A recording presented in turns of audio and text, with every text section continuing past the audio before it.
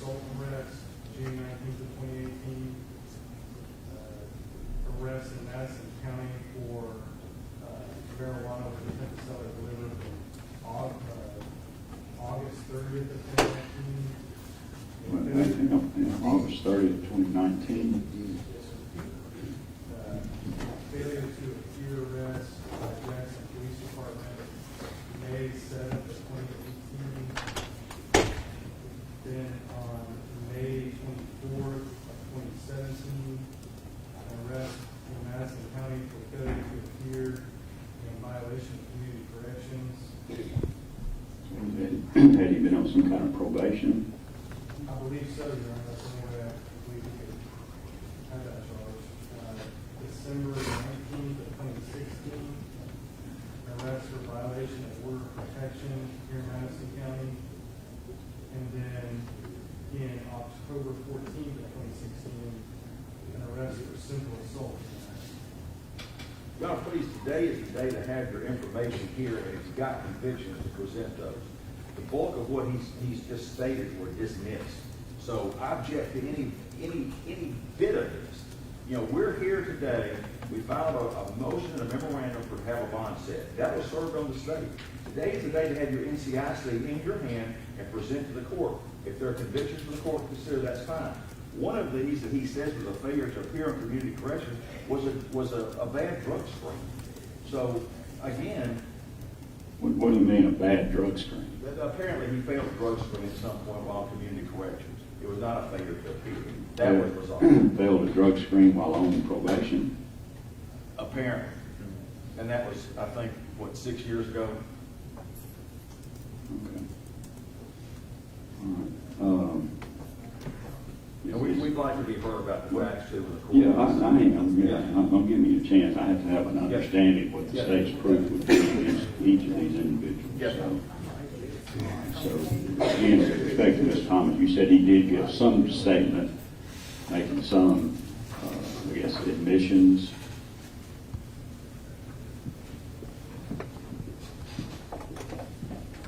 Yeah, we have some of the records here from Madison County Circuit Court Yes, sir. on Mr. Thomas. And Session Court.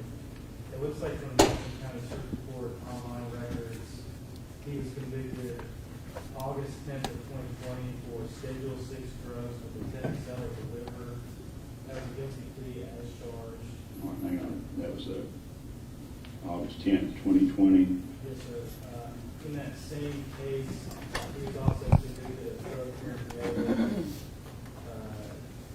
driving while driving without license in possession and in violation of the Sept law. That's his circuit court. So what kind of a sentence did he receive on the felony possession of marijuana with intent to sell or deliver? It was 2 years at 30%, released on time served, and placed on probation. And then that's the last ruled off for that case. 2 years at 30%. Okay.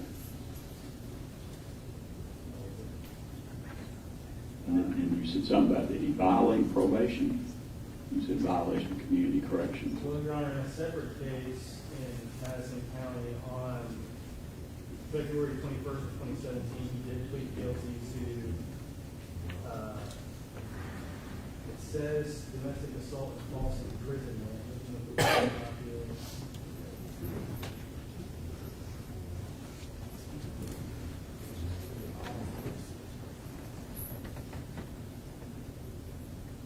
he was convicted of domestic assault and sentenced to 11 months and 29 days and 75%.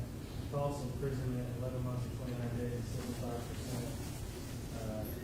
Placed on community corrections, on probation.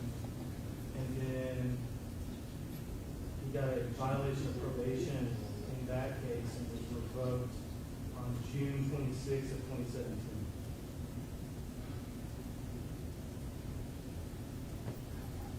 You said that was in Madison County Circuit Court. That was also in Madison County. I apologize.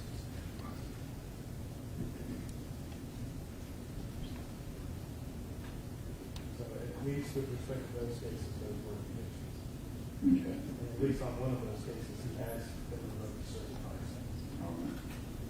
Let's see, so I guess, does he still qualify as a range one offender? Based on that, yes, he would qualify as a range one offender. All right. So,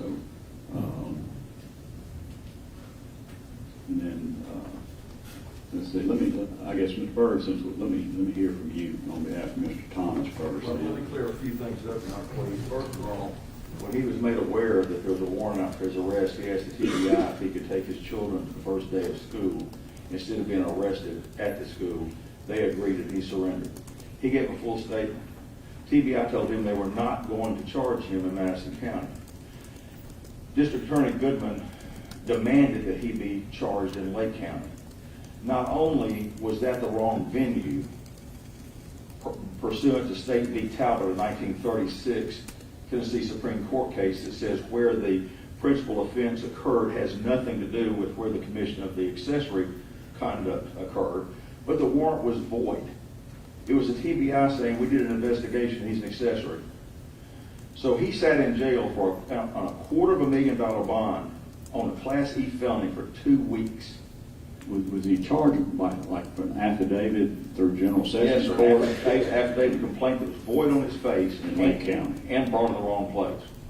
So we went up last Tuesday, and the state dismissed the case. We had a motion to memorandum filed at that point in time Okay. to find out that he had a hold because of the indictment here. Okay, so let me make sure I understand. So Yes, sir. when it went to court, the General Sessions Court in Lake County, the district attorney moved to dismiss it Acknowledged it, yes, sir. because of the venue issue. Venue and the warrant was grossly deficient, yes, sir. Okay, all right, I understand. So, here are the facts. Drummond made a phone call to Mr. Thomas at 7 o'clock in the morning from an unknown number. He didn't even know who was calling. Drummond, Tanaka Brown, and Mr. Thomas all went to high school together Where was that, in Madison County? in Madison County. My understanding is that Tanaka Brown and Mr. Drummond are both vice lords. Mr. Thomas is not in the gang, he's never been in the gang, period. So this call is made, and he's asked by Drummond to connect Tanaka Brown on a three-way call. He didn't even know at the time he answers the phone who's calling because he's never seen the number before. That's it. Is this what he told the law Yes, sir. enforcement? Yes, sir. He would know nothing about a car was mentioned at that point in time. So Brown subsequently calls Ms. Obellis regarding the car. Mr. Thomas knows nothing about the car until after the fact. Neither one of them knew anything about a murder, an intent to commit a murder, none of that. Not until Tanaka Brown brings the car back does Tanaka Brown tell them, oh, by the way, there was a child in that car. They don't know anything about a murder. They know about a murder on the morning that it broke, that the news broke, that these 4 people had been murdered and that the child had been dropped off somewhere. That's the first point at which they knew anything about the homicide, what Drummond did, any of that. So at the point that the car was brought back, Mr. Thomas has no knowledge of what's in the car. What was in the car was cleaned out by Tanaka Brown, who's not here in this courtroom today. That's who cleaned the car out. Mr. Thomas was at his place of work at Rafferty's. They still hold his job open today. So in a nutshell, he's not even going to be charged according to TBI until the Lake County thing happens. Then we file the motions, it gets dismissed, and boom, he's indicted here. So Ms. Free is going to give you some more information about his background and why this bond should be set at a very low amount to ensure that he will appear in all subsequent proceedings. Here's the crux of this case, Your Honor, please. And this is one of the big factors in setting a bond. What is the likelihood of conviction? If the phone call is what they're saying is the likelihood of conviction, it's 0. Absolutely 0. There's not a jury in the world that's going to convict him of hooking up a 3-way call for 2 men to talk about getting a phone, and that's it. That's it. He didn't ask him to call him about anything. This is a call at 7 o'clock in the morning. Now, as far as the car is concerned, the car at some point was returned. And that's that. So I understand this is a serious case, 4 people killed, and this man reached out and tried to drown everybody he knew as an accessory. I get all that. But I guess the point is, we're not aware of any information that's any different today than when he self-surrendered to TBI, gave a statement, completely cooperated. I'm not aware of anything different now than was then. Yet he's indicted now, where then he was not even charged until they charged him in Lake County on this catastrophe with a $250,000 bond on an E felony held 2 weeks, and then to be brought here. So that's the correct history. And Ms. Bree will address the other issues in our bond motion. Your Honor. Well, hang on just a second, Joel. Specifically, tell me again, with respect to Mr.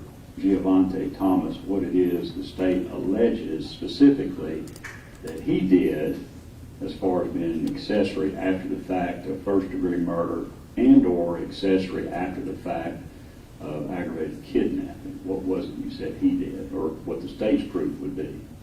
Yes, sir. So on July 29th, around 3 p.m., that's when Dera County deputies responded to a 911 call in the area of Old Highway 20.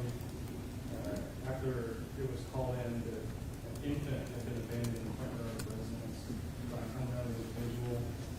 There was individuals in the area who identified a Nissan Road, white in color, that had stopped in front of the house. And individuals had observed a Caucasian male sticking out his arm from the window and pointing to the child seat. The infant was identified as the child of Adriana Sabri Williams, James Matthew Wilson. Those are 2 individuals who, prior to that 911 call regarding the abandoned infant, have been identified as 2 of the individuals who have been murdered. Around that same day, after a bolo was put out for the Williamson Road, a Tennessee State Park Ranger, Corey Hussey, was in the area of Carrington Road over in that county when he observed a white Nissan SUV with California plates, as well as another vehicle leaving that area. He had also observed dust in the air, traveling off the vehicle as it left the area.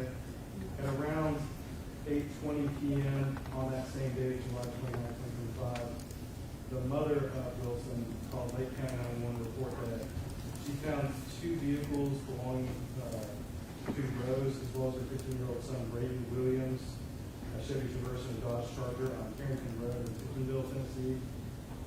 Lake County deputies arrived at that area, and after a search, found cartridge casings on the ground around the vehicles. After a further search of the area, Wilson and Adriana Williams were discovered by Lake County deputies deceased in the wooded area near the vehicles. Brady Williams and Rose were also found deceased in a separate wooded area with the vehicles. All 4 of the victims had been shot in wrapped in camouflage burlap material. During the course of the investigation, special agents with the Tennessee Bureau of Investigation used a flock camera, which is a system that the Jackson Police Department uses to identify vehicles. And they identified a white Nissan Road with California plates at approximately 11:30 a.m. on July 29th of 2025, after it had been picked up from Enterprise here in Jackson, Madison County, Tennessee, at approximately 11 a.m. And that's in Lake County. That's here in Madison County. Well, it was rented in Madison County, but you're saying it was spotted in Lake County.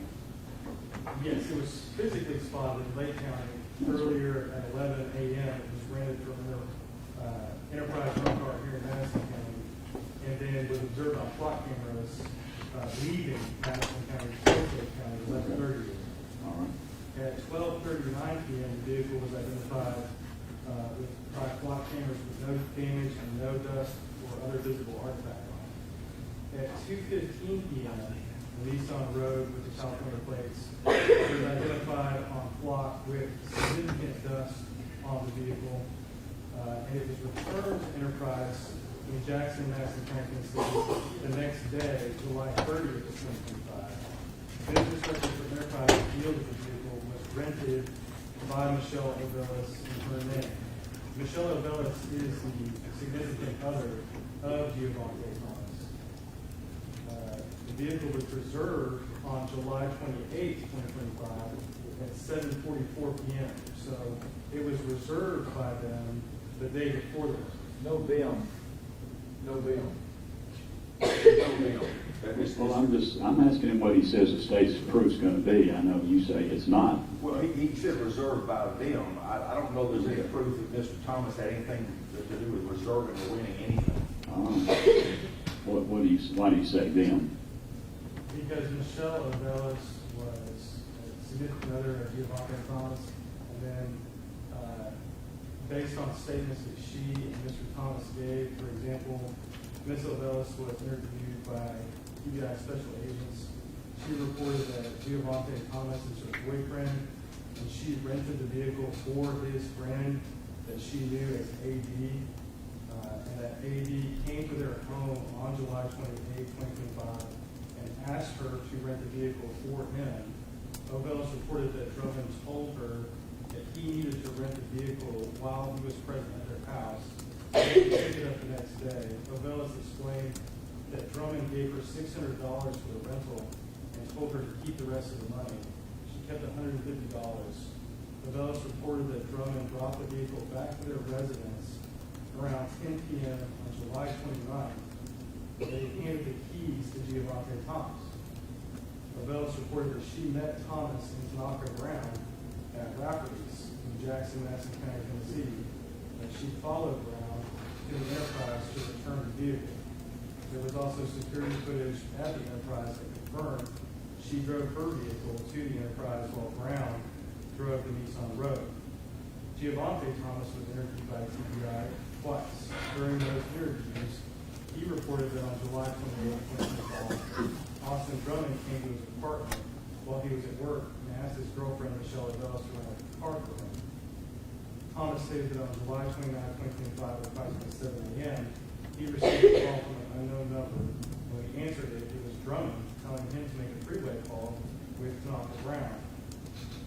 Thomas reported that while they were on the three-way phone call, Drummond told Tanaka to come get him by saying, "Nat, come get me, hurry up." Thomas and Obellis went to get the rental car approximately 2 to 3 hours later. He reported later that Drummond and Brown arrived at his house for the rental vehicle.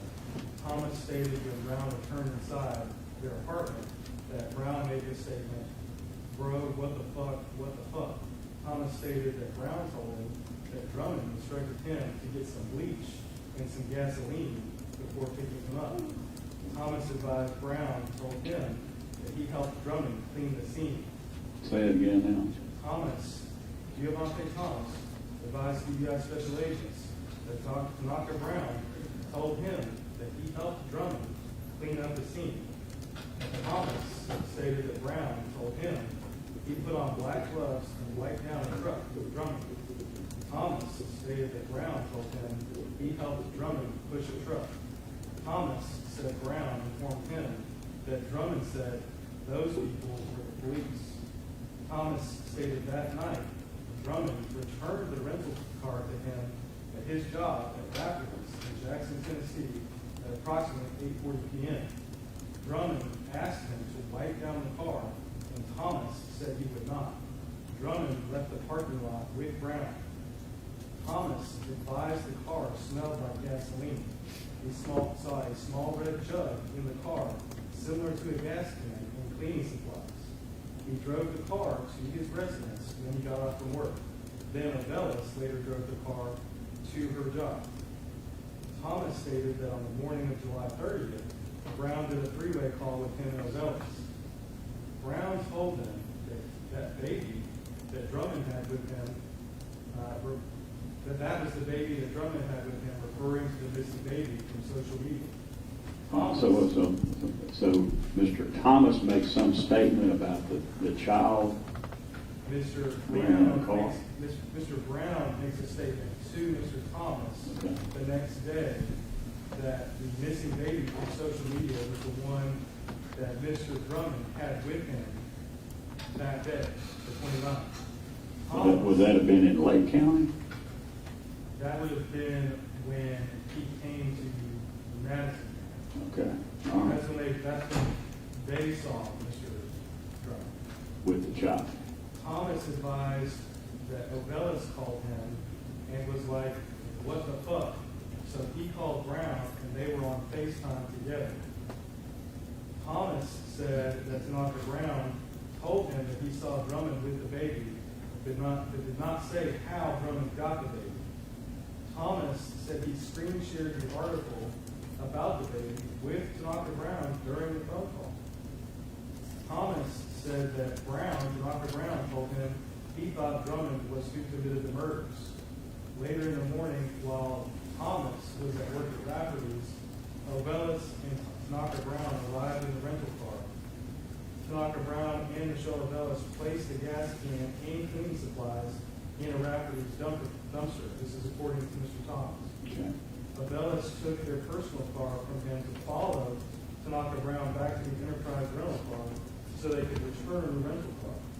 Thomas stated that Drummond returned to Rafferty's later in the morning to ask Thomas if he was good and if he wiped the car down.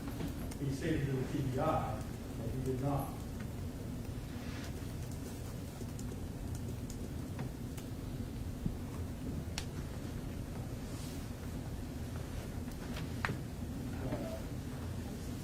Also, Thomas stated that when the news of the murders came on July 30th, he started calling Drummond on the phone trying to get a hold of him.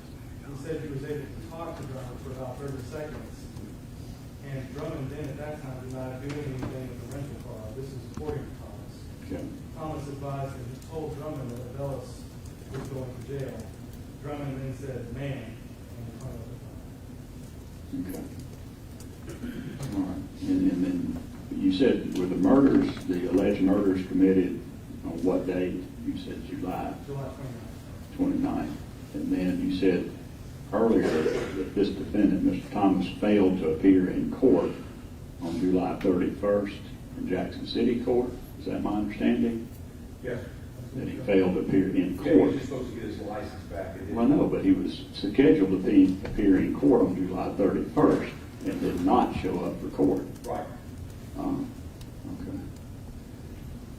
Let's see. Does the state have a recommendation as to a bond with respect to Mr. Giovonte Thomas, We recommend the same bond that was placed on him, which was?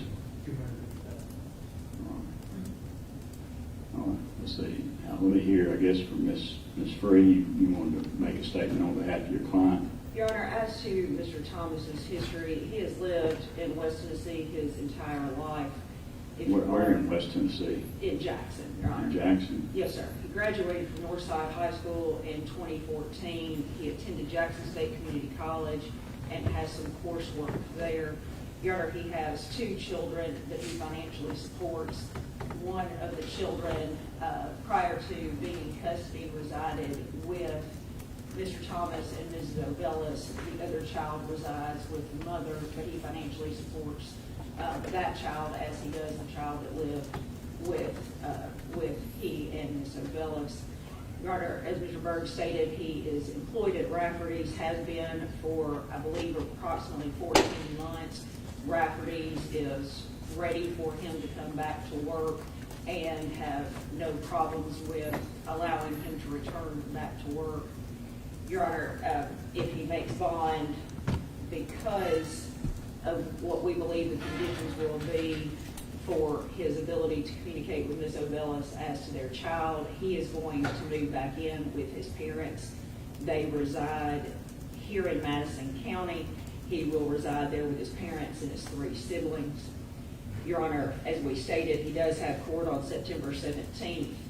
The reason for the suspended license was a failure to pay on some court costs which were satisfied, which allowed him to be able to get his regular driver's license back, which he will be in court on September 17th for, assuming he can make bond to present that license in city court.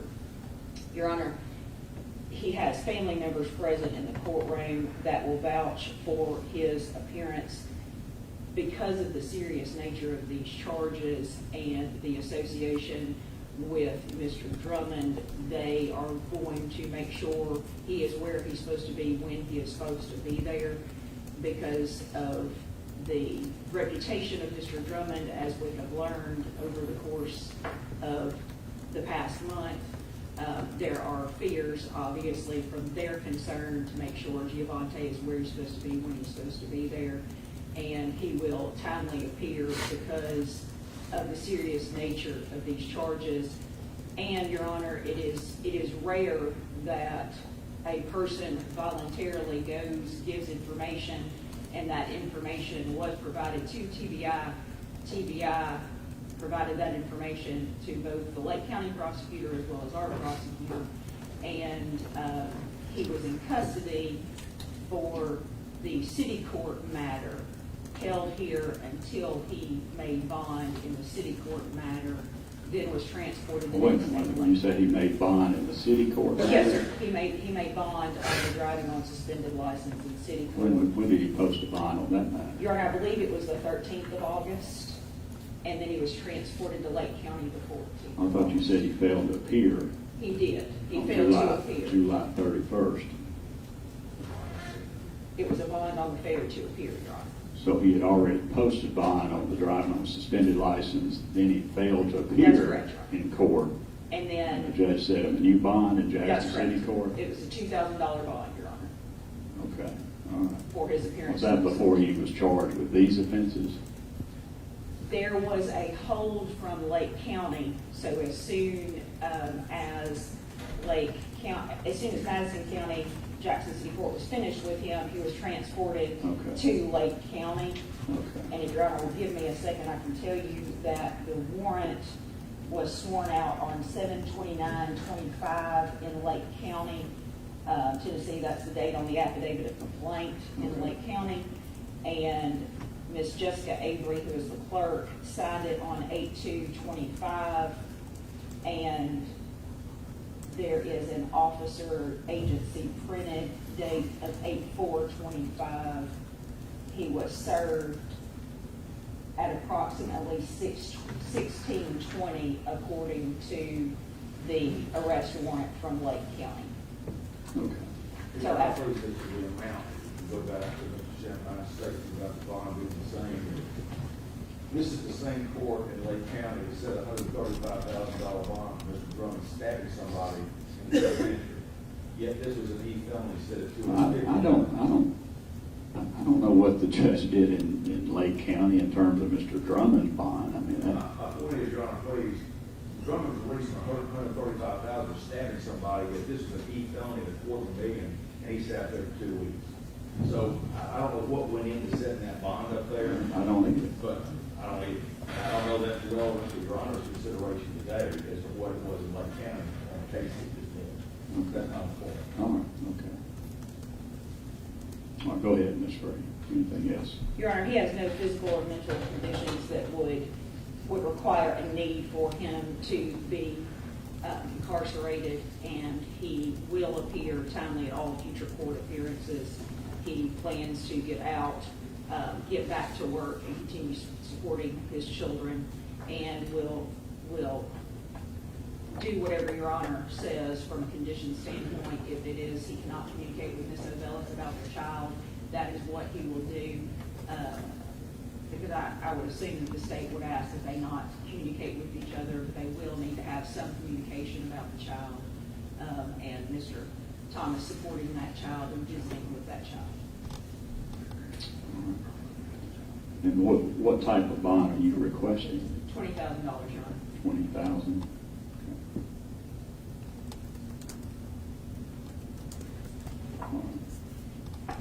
General, did you want to respond to her statements? All right. Well, in determining the amount of bail necessary to reasonably assure the appearance of the defendant in court, while at the same time protecting the safety of the public, the court has to consider, number one, the defendant's length of residence in this community. It's my understanding he's been a lifelong resident here in Madison County, Tennessee. That's correct, Your I Honor. believe you said graduated Northside High School in 2014. That's correct. And has continued to reside here. How old is your client now? 29 years old, Your Honor. 29 years old. Okay. So obviously I do consider he has lived here in this Madison County area his entire life. The defendant's employment status, I believe I was told he's employed or has been employed for approximately last, 18 months? 14 months. 14 months here Remains open, place he go work that. as a job he can return to. I do consider his family ties and relationship. I know you said he has. You're here for Mr. Thomas, would you stand up? Who are these individuals? 3 individuals, 4 individuals? Mr. I'm Thomas? his mother. I'm his sister. Mother? Mother. You're his mother? Correct. You're his sister? Yes, sir. Okay. All right. Does he live with his mother and sister already? He's going to, because of both of their arrests, they're having to give their place up. And so he's going to live with his parents. Okay. And Ms. Obellis their child is in Ms. Obellis' mother's custody. I assume that we should, Mr. Boyd can address that, but they're not going to be able to live together at this point. Sure. Okay. Of course, I do consider the family ties. He does have some family here present in court, which I assume they would vouch for him returning to court. I do consider the defendant's reputation, character, mental condition. Of course, as far as his prior criminal record, I've been told he does have several prior arrests, has at least 2 prior convictions out of Madison County Circuit Court. I believe he said in 2017 a domestic assault and a false imprisonment charges, 11 months and 29-day sentences. I believe at some point you said his probation got revoked, sir, on that matter. And then in 2020, I believe August 10th of 2020, the state indicated that he had a felony prior conviction for possession of marijuana with intent to sell or deliver, and I believe also possession of drug paraphernalia. Received I believe a total effective sentence of 2 years. Was placed on probation. Did he violate the terms of that probation as well? Circuit court records go to Okay, so, but he at least has that felony conviction. Of course, I was told he has several prior arrests out of Jackson City Court as well, involving driving on a revoked license. Apparently was already out on bond in Jackson City Court on driving on a suspended license. I'm being told he was out on bond in that matter when these offenses allegedly occurred. I'm also being told he had a court date set in Jackson City Court on July 31st of this year, for which he failed to appear in court in Jackson City Court. I have to take that into consideration, even if it's a misdemeanor. I mean, if he was ordered to be back in court on a particular date, and if he doesn't show up for court, then that's something the court has to take into consideration. So I do find he has at least the failure to appear, recent failure to appear out of Jackson City Court. I do consider the nature of the offense, obviously these are serious offenses, accessory after the fact of first-degree murder, and accessory after the fact of aggravated kidnapping. I'm being told from what the state's proof is, perhaps there may have been some involvement with this defendant prior to these homicides allegedly being committed in Lake County. As I understand, the vehicle that was apparently rented here in Madison County prior to the alleged homicides in Lake County, that this defendant was involved. He and I guess Miss Obellis, I believe, allegedly were both involved in that prior to the homicide. Is that my understanding, General? So I do take that into consideration. The nature of the offense is the apparent probability of conviction. I'm being told that both Ms. Thomas, Mr. Thomas and Ms. Obellis both made statements, at least incriminating to some extent, that what the states allege that they provided some type of assistance to Mr. Austin Drummond, either prior to the offenses occurring or sometime after the offenses. I know they're being charged with accessory after the fact of first-degree murder, and also accessory after the fact of aggravated kidnapping of the child, I guess. And according to the statements, they both made statements admitting to at least some involvement in that. So I do consider the probability of conviction to be likely to some extent. May I say one thing? Yeah. key to the arch of this case is knowledge. I understand. Did he have knowledge I understand. as to this occurring? And as far as the car rental is concerned, the only statement of fact that the state believes to be proven is him accepting the key and taking the car back. That's I understand, but I understand also that when the car was returned, there was some indication that perhaps evidence had been tampered with.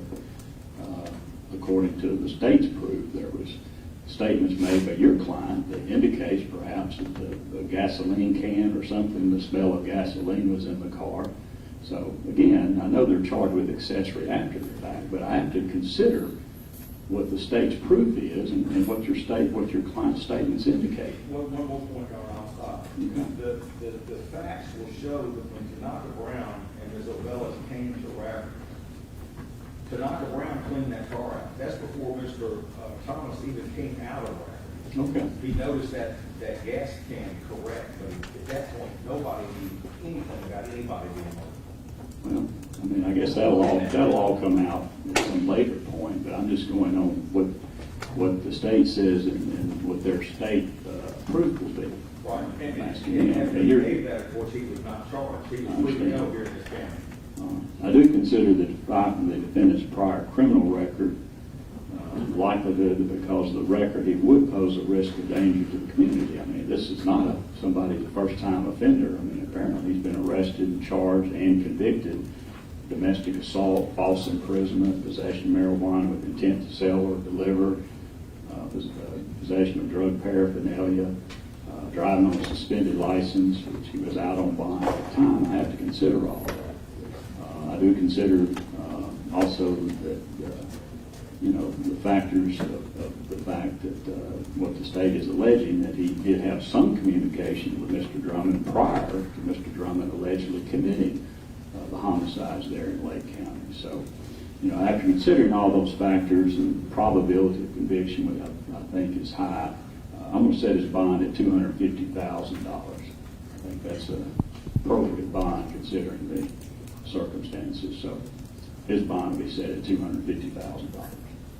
All right. And I will, generally, do you want to make it a condition that he not have communication with Ms. Obellis? The state would request that conditions involve all four co-defendants that they not have contact with each other.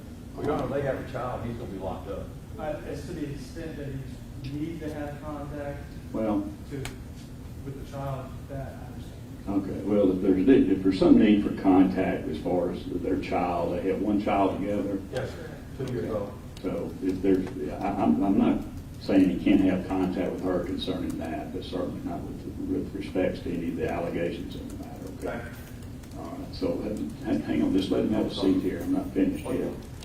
Let's see. Now let me address Ms. Obellis's bond situation. You'll notice that from the factual recitation given by the ADA, her involvement is very limited. She was asked to rent a car, which is not illegal, and she was required by that rental contract to return that vehicle, which is not illegal. There was scarce, if any, mention of her involvement directly with Drummond, Brown, Thomas, as it related to any kind of three-way calling and getting phones and supplies and things of that nature. She is also a lifetime resident of Jackson. She has a CNA degree. She was working for RHA Medical at the time this all went down. She does have 2 children, not just the one with Mr. Thomas, a 10-year-old and a 2-year-old. Both her mom and dad live in Jackson. Her entire family lives in Jackson. She is not a flight risk. She has no reason to be incarcerated from a mental or physical standpoint. She has strong ties to the community. She will be living with her parents. That's who's taking care of the children right now. Are they here in court today? They are not because of the children. Okay, so she doesn't have any family here in court today? Oh, she does. Friends showed up. Just friends? Okay. All right. Go ahead. So we would ask a modest bond be set so she can get back to her children and try to get back to putting her life back together. Okay. General, does she have any prior criminal record? Ms. Obellis?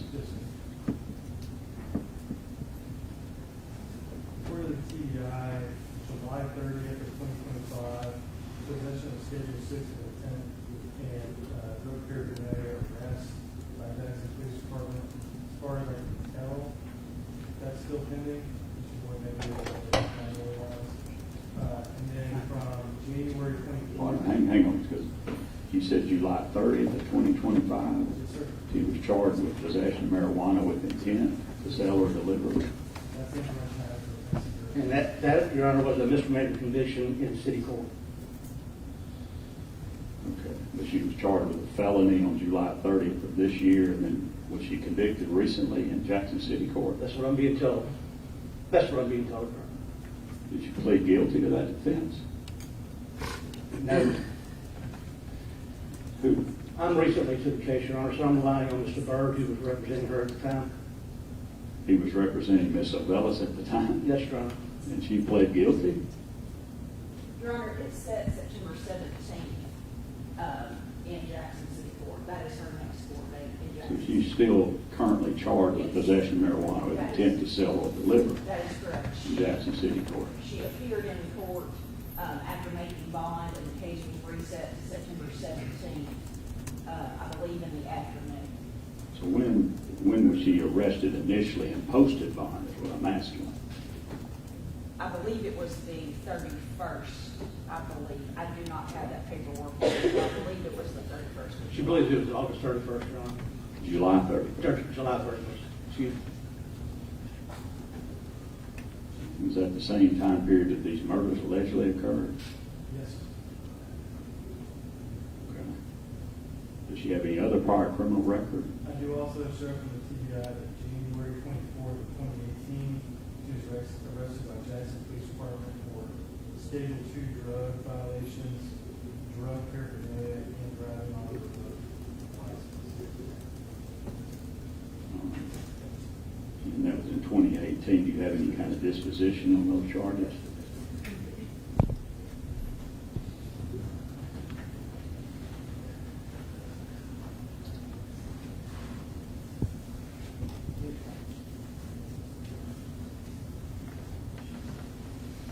We don't see a disposition at circuit court, so if it was resolved, probably resolved for honest possession charge. On misdemeanor charges? Yes, sir. That's Those are Schedule 2 drugs, something other than marijuana. yes.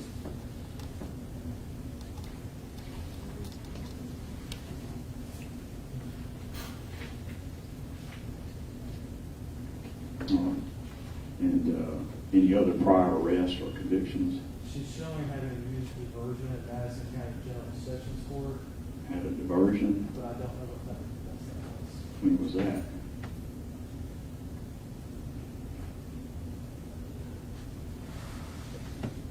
That was in, it's showing on the online site, there's a simple possession charge that it was disclosed of November 25th of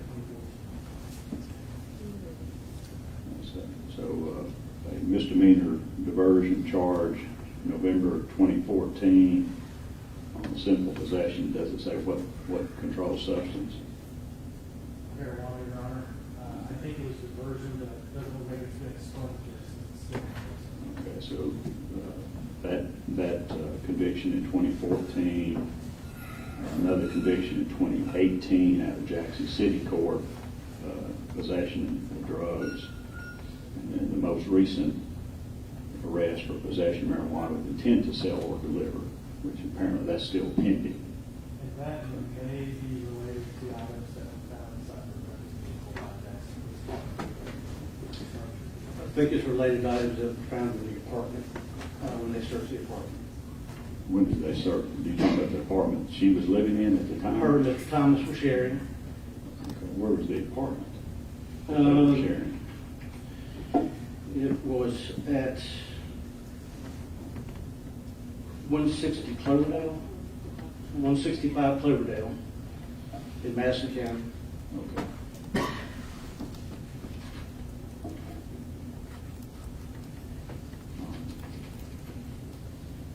So those are, I guess, other pending charges beside what she's been indicted for. What the state have a recommendation for bond as far as Ms. Obellis? Our first situation is different than Mr. Thomas. The state would recommend a $30,000 bond. 30,000. Mr. Boyd? That's acceptable, Your Honor. All right, well, with respect to Ms. Obellis and determining the amount of bail necessary to reasonably assure the court of her appearance in court, and also at the same time protecting the safety of the public, the court considers the length of residence in the community as she lived her entire life. She was born in California, but moved here as a child and has been here ever since. Since when? When I was born, How long has she been in Madison County? Over 30 years, Your Honor. She's 31 now. Born in California, so did she move here with her parents or something? Yes, Your Honor. Or she's been here Since the whole family, I think, moved over here. in what year? Sir, When did they move here to Madison County? all I have in my notes is 30 years ago. So that's whatever, 30 years ago. Okay. All right. And so I do consider the length of residence here in the community, her employment status, and he says she's currently working. All right. And you said she does have some family here. She has 2 children. Yes, Your Honor, a 10 and a 2-year-old. Okay. All right. And of course, she does have this prior criminal record, which has been talked about. I have to consider that in terms of protecting the safety of the public. The nature of the offenses, obviously, again, she's charged with accessory after the fact, both of first-degree murder and also accessory after the fact of aggravated kidnapping. Of course, according to the statement she did make several statements which apparently would indicate some knowledge of the homicide and the also knowledge of the aggravated kidnapping. So I do find that the apparent probability of conviction is likely. I do consider her prior criminal history. Of course, I'm being told when she got arrested on this case that there was drugs found in the apartment as a result of a search warrant that was executed. I think that it was part of the search for Mr. Drummond, and that's how this came down. So apparently law enforcement got a search warrant, went to the apartment and found marijuana there, which she'd been charged with. Has he been charged with that as well? During the manhunt for Mr. Drummond, I know that that's the police department executed at least 2 different search warrants and locations looking for Mr. Drummond. Okay. Your Honor, Mr. Thomas was not charged in city court with giving existence of those. And she consented to the search of the apartment. Okay.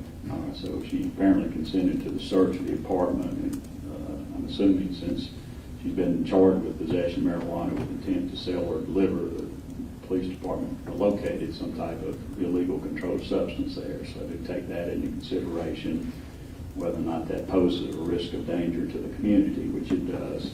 Consider that. So I'm going to set her bond at $100,000. I think that's a reasonable bond considering her situation, her prior criminal history, and again, I do find that there's some pretty close ties between her and Mr. Thomas, according to what the state's proof is, that both were involved, both prior to and allegedly after the homicides out of Lake County. So taking all that into consideration, so I'm going to set her bond at $100,000. Okay. Thank you. All right, let's see now. Let's with respect to, I guess, Ms. Sanders, Yes. address her bond situation. Yes, Your Honor. General, tell me again as far as Ms. Dera Sanders, and I guess it's very wise as well. So. Yes, sir. On July 30th of 2025, arrest warrants were issued by Austin Drummond for first-degree murder, 4 separate counts, aggravated kidnapping, unlawful possession of weapons, and property, felony all occurring in Lake County, Tennessee. On that same date, the United States Marshal Service attempted to apprehend Drummond at an AT&T store in Jackson, Tennessee. Drummond evaded officers at that time, fled the scene, and eluded the marshals. Drummond was placed on the Tennessee Bureau of Investigation's most wanted list. The press releases were posted on DBS social media page on July 31st of 2025 by 11:21 a.m. that day. On August 3rd, 2025, Katie Speed contacted Assistant Special Agent in Charge, John Chu, Tennessee Bureau of Investigation, to report that Drummond had called her from a cell phone number, and then when she heard his voice, she hung up the phone. She also reported that he texted her afterwards. The FBI Special Agent Carla Rexon reviewed the information related to that and identified the cell phone number that was used. Mr. Drummond was captured on August 5th of 2025 in the area at 15 Wynwood Drive here in Jackson, Madison County. The Jackson Police Department TDI conducted a ground search of the area where he was located. While attempting to discover where that cell phone number that was used to call Miss Speed, it was located or determined through the investigation that that phone had been purchased at a Walmart located at 2171 South Highland Avenue here in Jackson, Madison County, Tennessee, with a receipt from July 31st, 2025, in the late evening hours, with a purchase of the cell phone as well as other items. Tennessee Bureau of Investigation Special Agents confirmed that the male individual on video purchasing the items, including the cell phone, was Derek Wise Jr., along with a female identified through the video as Dera Sanders. Like with Mr. Thomas and Ms. Obellis, Mr. Wise and Ms. Sanders are in a relationship. While reviewing the records from Walmart, other purchases were made in the same time frame by these individuals. A total of 23 items were purchased at that time. Included in the purchase was an OT duffel bag for $32.27. A review of video confirmed that the Ozark Trails duffel bag matched the duffel bag that was located by special agents with the Tennessee Bureau of Investigation in the area where Mr. Drummond was arrested, hidden in a storm drain. Sanders was interviewed by agents and reported that on July 30th, 2025, she was with her boyfriend, Eric Wise, and her cousin, Hendrick McMullen, when McMullen received a call from Drummond. Sanders reported that she went to Walmart with McMullen and Wise to purchase 2 cell phones and 2 phone calls for Drummond. She also reported that they went and picked him up in the area of MCO Road in Jackson, Tennessee, and then went to her residence. Sanders reported that Drummond stayed at her residence, 723 Trace Drive in Jackson, Madison County, Tennessee, until August 2nd, 2025. Sanders reported that she purchased Drummond clothes and food while he stayed at her apartment. Sanders stated that while he was staying at her residence, she did not stay there with him. Drummond also offered her money to stay there, but she did not accept it.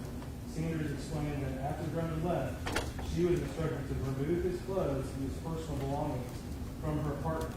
Sanders said that she did not initially know Drummond by his name, but as Chris. She said that she learned he was actually Mr. Drummond on Friday morning, August 1st, but she did continue to let him stay at her apartment until he left on Saturday, August 3rd, 2025.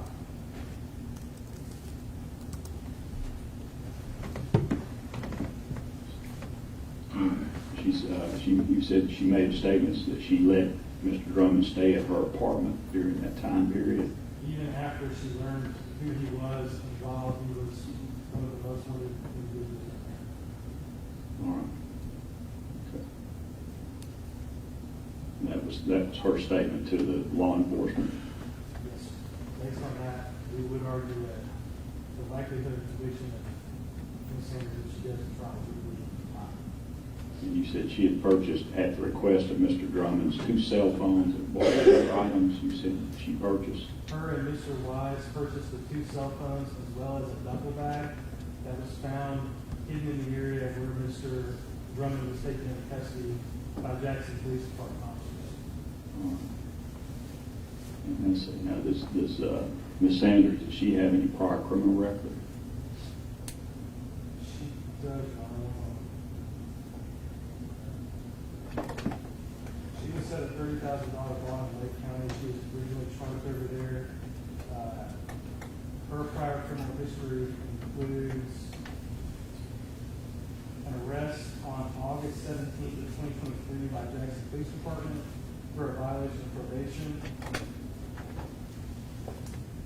June 26th of 2022, she was booked in Madison County for a failure to appear.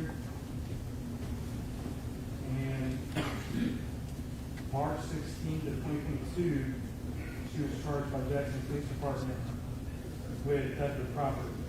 She also has a lengthy driving history. That's according to the Tennessee Bureau of Investigation. When you say lengthy driving history, what do you mean? That's the extent of the information I had from the FBI at this time. They advised me that she has a lengthy driving history. Like driving on a suspended license or something, or what? I wouldn't feel confident in saying more than minor traffic offenses based just on that information alone. You said she had a failure to appear in June of 2022, that out of Jackson City Court, The FDA was June of 2022. Yes, sir. out of Jackson City Court, It says Madison County, so I'm going to say Madison County General Sessions. General Sessions.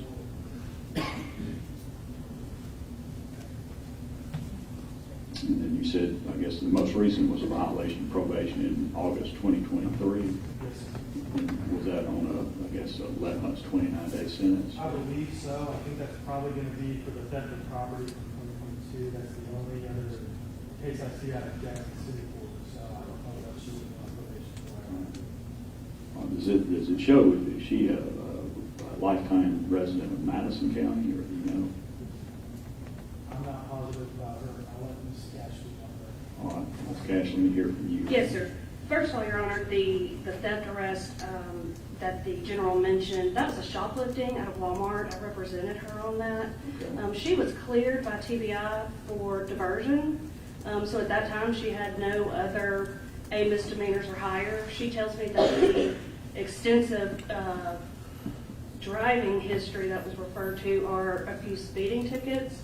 As far as I'm aware, Your Honor, the diversion was completed successfully, and I believe the expungement should have been processed by TBI. I will check on that. For the failure to appear, Judge, I believe that was on a report back to City Court on how she was doing on probation. There was a death in her family, and she thought she was excused from court. She got that straightened out with City Court, and that failure to appear was lifted. Judge, in this case, she was initially charged in Lake County. Her mother called me immediately, got me on board.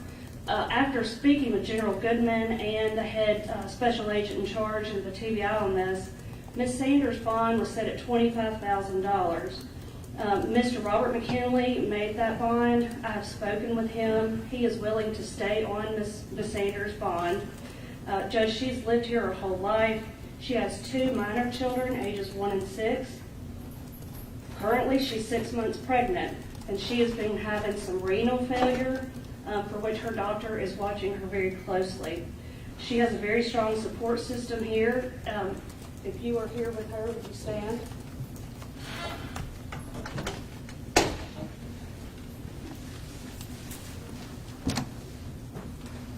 And Judge, she's 23 years old, and she maintains full-time employment at InCare, which is a healthcare service located here, and they are holding her job. After speaking with the general, I don't believe that he has any objection to the same bond that was given to her in Lake County. All right, anything further with respect to Ms. Sanders? No, Your Honor. All right, well, again, with respect to this defendant, the court does consider the amount in determining whether or not it would appear that she would appear back in court at the time. The court will give her here in just a few minutes. I do have some concern. Apparently, she does have one prior failure to appear out of Jackson City Court in 2022. So I certainly consider that. I consider her length of residence here in Madison County. Apparently, she's lived here pretty much her entire life. Correct. Correct. You do consider her employment status. I'm being told she does have a job that she could return to at some point. I do consider her family ties. Or what other family does she have here? Judge, she has her mother, her grandmother, her father, stepfather, and a close father figure. She has an unusual situation in which her natural mother gave her up for adoption, but was still a part of her life, so she has several. Okay. All right. So she does have some family ties here to Madison County. Of course, as far as the defendant's reputation, character, mental condition, I consider that as well. her prior criminal record. Apparently, she does have a prior misdemeanor theft of property, shoplifting conviction out of Jackson City Court. Apparently, she was I'm being told, may have been granted diversion originally, but then I'm being told she had a violation of probation, which would indicate that she was convicted at some point, that probation got violated at some point, which the state says they have records showing that August 17th of 2023, her probation got violated for some reason. I'm not sure exactly what the violation was for, but I do have to consider that prior criminal history. I do consider the nature of these offenses, which again, she's charged with accessory after the fact of first-degree murder, accessory after the fact of aggravated kidnapping involving a small child. So certainly the nature of the offenses are serious. I do consider the apparent probability of conviction, which I think is very high probability of conviction based upon the statements that she's made to law enforcement indicating that she did in fact have contact with Mr. Austin Drummond, that she was asked to purchase cell phones and duffel bags, which apparently she did, and knowing that he had allegedly committed first-degree murder and aggravated kidnapping, that she did provide some substantial assistance to Mr. Drummond's after the fact. So I do consider that, and I do find that she does pose a risk of danger to the community because of the fact that she's willing to assist, according to the state's evidence, willing to assist an individual who was wanted for multiple homicides, that she did provide some substantial assistance after the fact. So I'm going to set her bond at $150,000. I think that's an appropriate bond under the circumstances of this case. And I do consider the fact that she did fail to appear previously in court. So her bond will be set at $150,000. Thank you, Your Honor. All right, thank you. Let's see now. Let me address Mr. Wise now. General, tell me again what statements he may have made. Your Honor, Mr. Wise did not make a substantial statement to the Tennessee Bureau of Investigation. He was interviewed just like Ms. Sanders. He stated the special agent did, when he was interviewed, he did not have any knowledge of knowing who Drummond was, denied helping Drummond. He also reported that he did not want to talk to agents until Dera Sanders was there so that he would know what she was saying. However, again, Mr. Wise was on video with Ms. Sanders at Walmart purchasing both the two cell phones, including the cell phone that Mr. Drummond was using for calls while he was being, while people were searching for him to arrest him. And he was also found with the duffel bag that Mr. Wise purchased for him at Walmart along with Ms. Sanders. You said there is video evidence showing him purchasing these items, a duffel bag and cell phones? That's correct. The TBI recovered the video from the Walmart showing him and Ms. Sanders selecting and purchasing the items that were ultimately used by Mr. Drummond in his attempt to evade capture by that police department or law enforcement. Let's see, does Mr. Wise have any prior criminal record? Your Honor, Mr. Wise in particular is actually presently on probation out of your court for aggravated domestic assault. He was convicted in January 29th of last year, and he was sentenced to, it was 3 years, and he was placed on probation for 3 years. So he was actually on probation for aggravated assault at the time this happened out of this courtroom, and a violation of probation warrant, I believe, has been issued as of yesterday for violation of probation in that case, based on these new charges. Okay. So he's currently on a 3-year probated sentence involving aggravated assault. That's correct, Your Honor. In addition to that, he does have a prior arrest out of Madison County in June 26th of 2022 for failure to appear.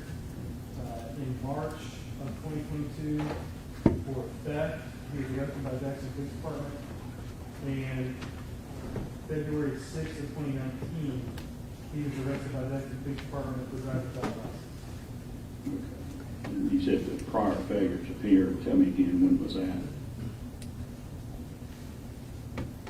That was on June 26th of 2022. In which court was that in? I believe that's gonna be at a general session.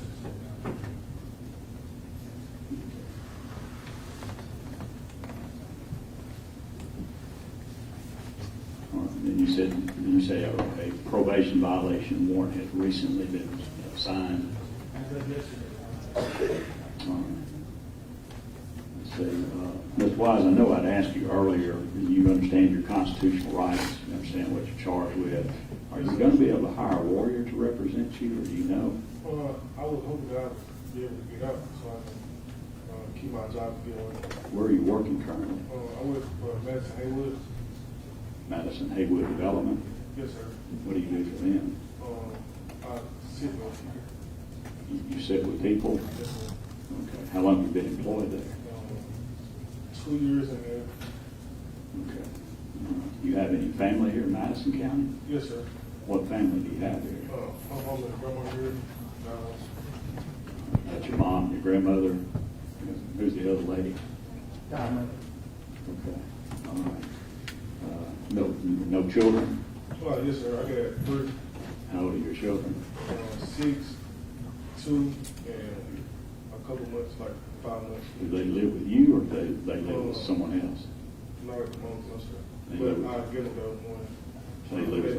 Do they live with their mothers? Yes, sir. But I get them during the day when But you're not, they don't primarily live with you? Yes, sir.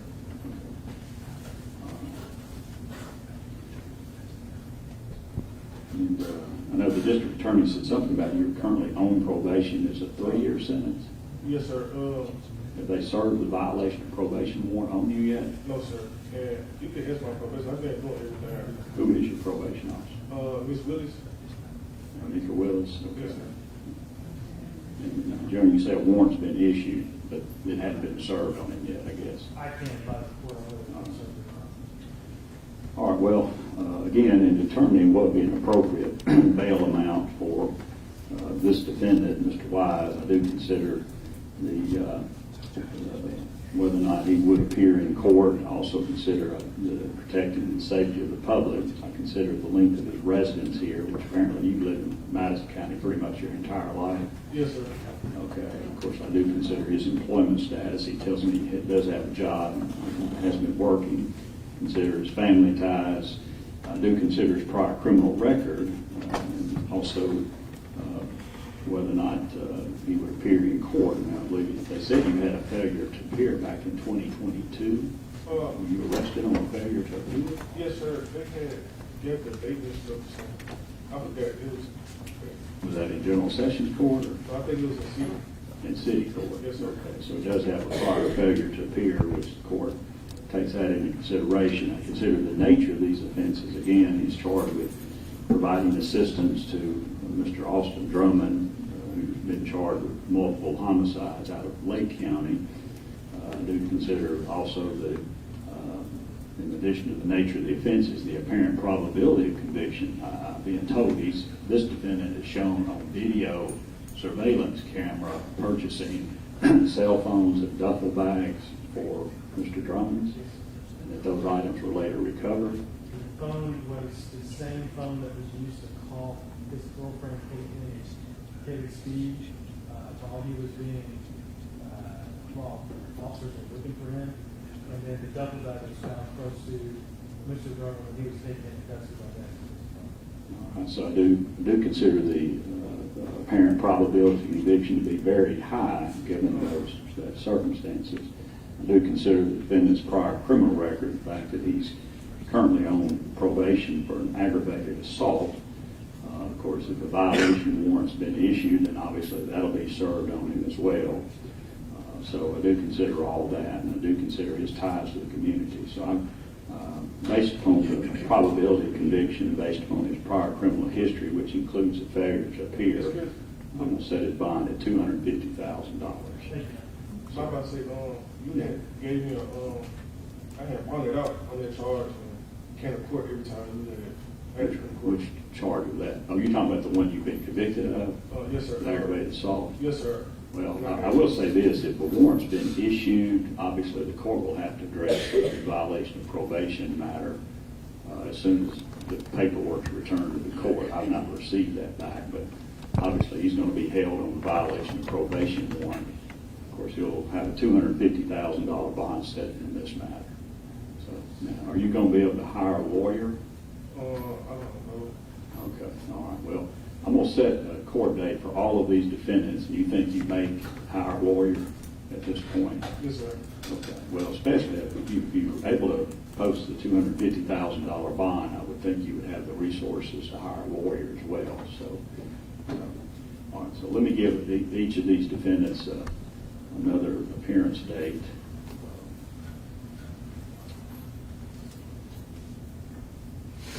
I don't know, I assume is there a lot of discovery materials involved in the case?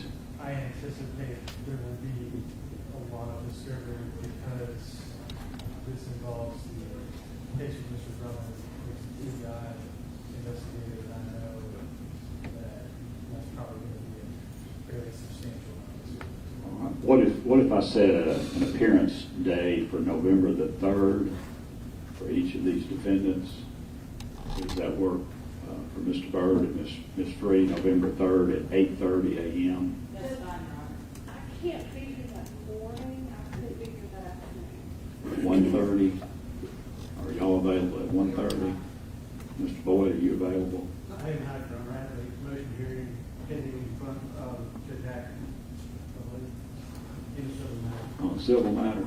Well, we can take this up first.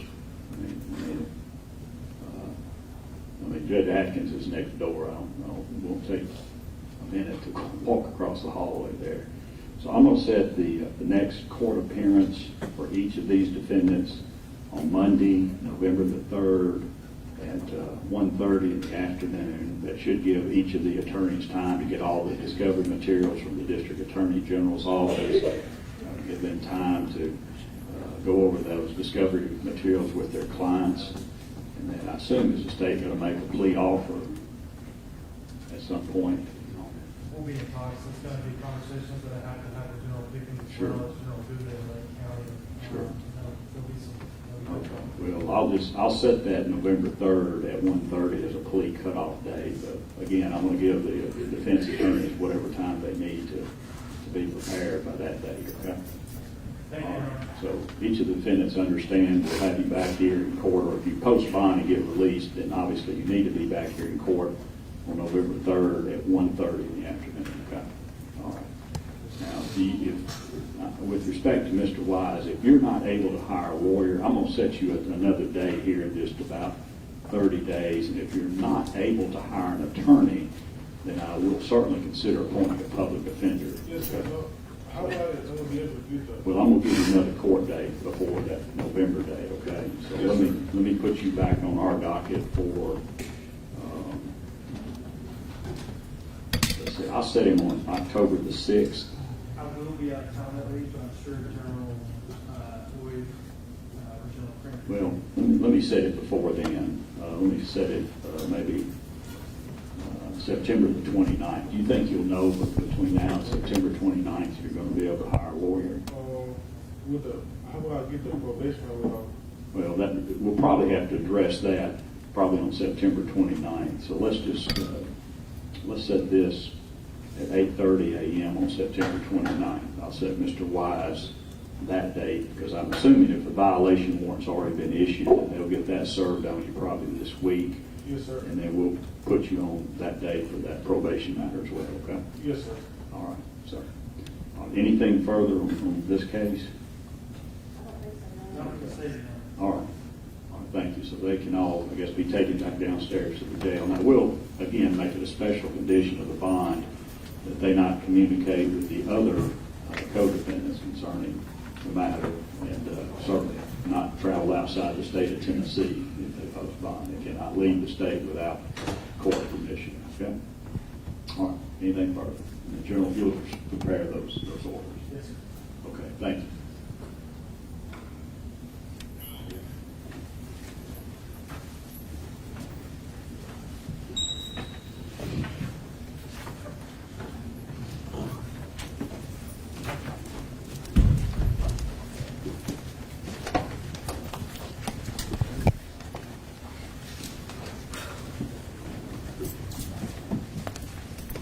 All right, let's see. Now want to go back to our arraignment document. I see a lot of the privately retained attorneys. Let me address their cases first before I call up the list. Your Honor, the bottom of the arraignment sheet is Trenton Clipple. Actually, the bottom of the clearance sheet, Your Honor, I should say that. Mr. Clipple. Trenton Clipple, you come forward. Your Honor, Hang on, this is a re-indictment. That's not correct. mistaken. We'll wait formal reading of it.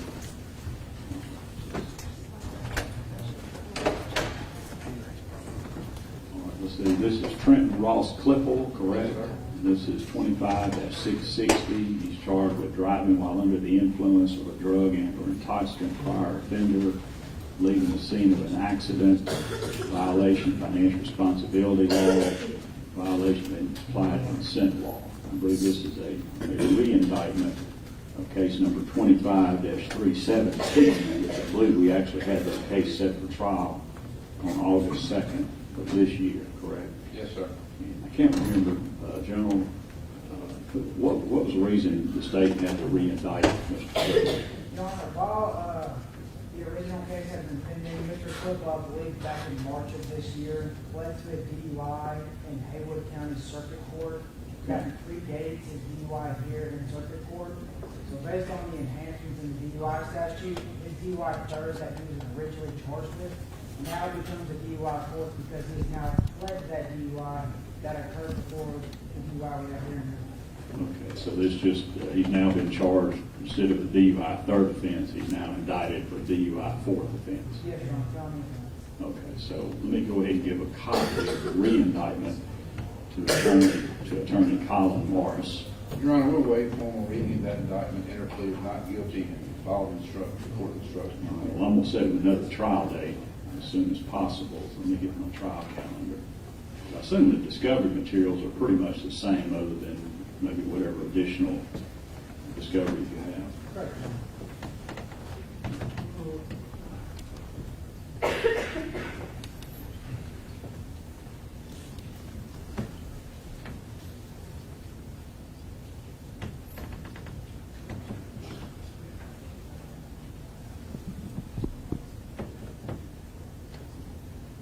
What about a trial date, maybe October the 8th?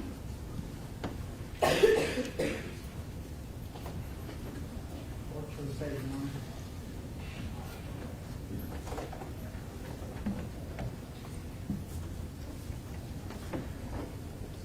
Your Honor, I've got about 4 city court matters that morning.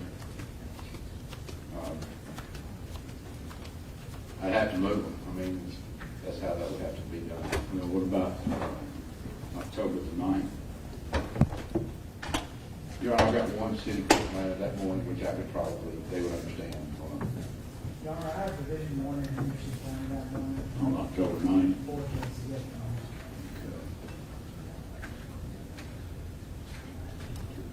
Let's see.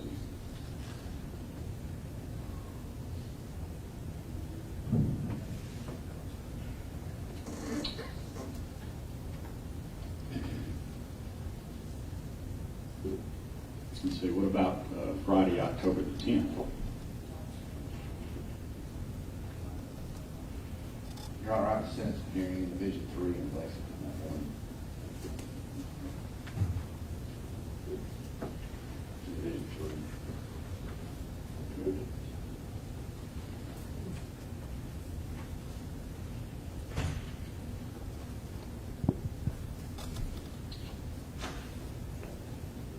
What about Friday? Well,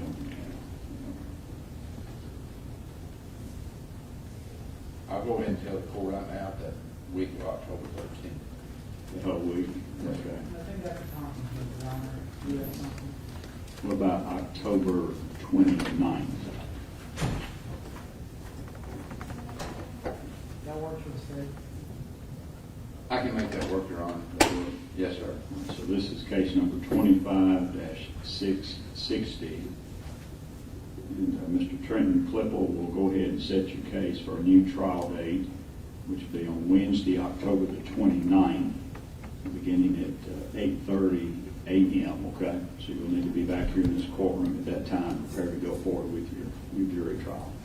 And I'll ask the clerk's office to go ahead and issue the subpoenas today for that new trial date. Yes, sir. Thank you. All right, so, Mr. Clipple, again, stay in contact with Mr. Morris. I assume he'll want to meet with you several times in order to get prepared for that October 29th jury trial, okay? Thank you. Your Honor, I have two more quick matters. Okay. Andre Harris, bottom of your appearance sheet to hire. All right, Andre Harris, you'll come forward. 25-562. I know he was reporting back about hiring a lawyer. Have you been retained? I have, Your Honor.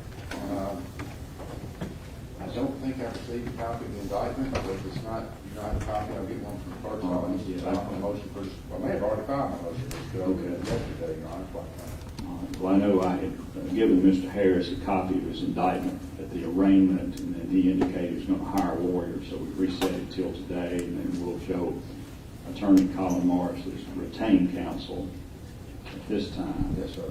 And then let's see, we'll set him an appearance date. What about October the 20th? Monday, October 20th at 8:30? Yes, sir. Does that work? Yes, sir. All right, so Mr. Harris, if you will, stay in contact with your lawyer, and then be back here in this courtroom on October the 20th, which will be the plea cutoff date. I would ask that the state is going to make a plea offer. They'll do that at least 1 week prior to October 20th. That'll give Mr. Morris time to go over the plea offer with his client, with his, Mr. Harris, consider that offer, and then if there's no change of plea on October 20th, then I'll set him a trial date, hopefully within the next 60 days. Okay. All right. Thank you. Yes, sir. Anything further on Mr. Harris? No, Your Honor. I have one more matter. Okay. Craig Aaron Godwin. All right. Craig Goodwin. Yes, Your Honor. I said Godwin, I meant to say Goodwin. Let's see. Michael Goodwin. Let him come forward. And then Jason Paul Jones. Let's see, Jason Paul Jones. I think he had already failed to appear previously, if I'm not mistaken. Is Jason Paul Jones in the courtroom? Not here. All right. Let's double check. I'm pretty sure we issued a capious for him the last time he failed to appear. Let's see now. I know Mr. Craig Goodwin was reporting back about hiring Colin Morris to represent Yes, him. sir. And then I think Mr. Craig Goodwin was also going to hire an attorney, Ms. Anna Cash, to represent Mr. Michael Goodwin. So where do we stand, Mr. Marshall? You've been retained? I've been retained by Mr. Craig Goodwin, Your Honor. All right, so we'll show Colin Morris as retained counsel for Craig Goodwin. And let's see, Michael Goodwin, have you been able to hire a lawyer yet? No, sir. My brother hadn't been able to sell his house yet. He just managed to sell his trailer. Okay, because I know your brother had said, Mr. Craig Goodwin had said he was going to hire a lawyer for each of you. He was. All right. So is Mr. Craig Goodwin, how much more time do you need to hire an attorney to represent your brother? Your Honor, I have two people in motion right now wanting to buy the house. One is Jerry Wilhite. He's out of town right now. Okay. And no one is a realtor. He's contacted me on Saturday. Okay. She has showed the house that she has invested, wants to buy it. We have yet to work out some details on that. Okay. So you do have potential buyers scheduled? Yes, sir. As far as Jerry Wilhite goes, he was going to give me possibly a construction loan because the house has been ran down so much from the guy that had the evict that it's very hard to sell the conditions in. So he's going to loan me probably $20,000 to fix the place back up. In which I'll be able to take a little bit of that and help retain my concern. All right. So if I reset this, maybe until like October the 20th, you think you have some money saved up to hopefully hire a lawyer to represent your brother? That should be sufficient, yes, sir, Your Honor. So I'm going to reset this case. Are you available on October 20th at 8:30 a.m.? So October the 20th, both of you will be back here on that date at 8:30 a.m. Hopefully, Mr. Michael Goodwin, hopefully you can get a lawyer retained. I think, is it Anna Cash, is that who you're attempting to hire? Yes, sir. Okay. So hopefully we can get her hired to represent Michael Goodwin by that October 20th day, okay? Thank you. Both of you understand when to be back? October 20th, 8 o'clock. 8:30. You got it. Is that all you have, Mr. Moore? Okay, all right. Let's see, Mr. Casey. Mr. Casey, excuse me, I'm sorry, Mr. Casey. Good morning, Your Honor. Who do you represent? State versus Octavius DeBerry. Octavius DeBerry. Okay.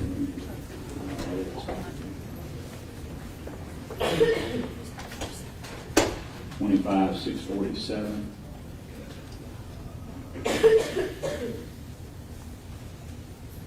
Let's see, this is Octavius Montrell DeBerry. Yes, sir. Correct? Let's see, Mr. DeBerry is here charged with this indictment with the offense of rape. The indictment alleges that on December 25th of 2024, Mr. DeBerry, that you did unlawfully, intentionally, knowingly, and/or recklessly sexually penetrate the person listed on the indictment, says by the use of force and/or coercion. So that's the one charge against Mr. DeBerry. And we'll show Attorney Michael Casey is here representing Mr. DeBerry, and I'll go ahead and give a copy of that indictment. Where's my court officer? You'll hand that to the attorney. Let's see, now how does Mr. DeBerry plead to this? Enter plea of not guilty, Your Honor. All right, so not guilty plea is entered today on his behalf. His retained counsel, and then we'll set his plea cutoff date for Monday, October the 20th. Your Honor, can we have that November 3rd date? I've got prior obligations on the 20th. Okay. Did you represent him in the lower court? I did. So you're somewhat familiar with the case? Yes, sir. Let's see, the state have any objection to setting the November 3rd? So I'll set his plea cutoff date for November the 3rd.